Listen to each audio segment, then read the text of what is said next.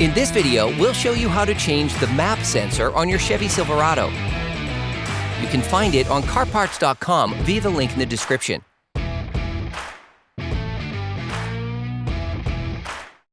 The map sensor is located under the windshield frame. Remove the engine cover.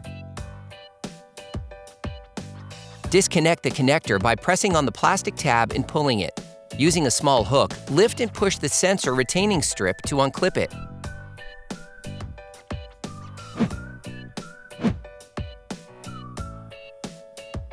Then remove the sensor. To do this, simply pull on it. You can order the map sensor used in the video on CarParts.com via the link in the description. Take the new map sensor, insert the sensor into its housing.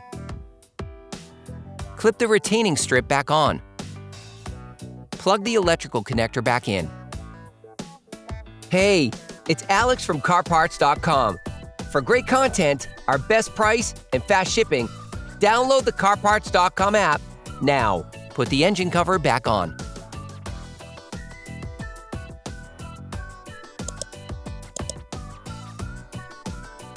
Operation complete.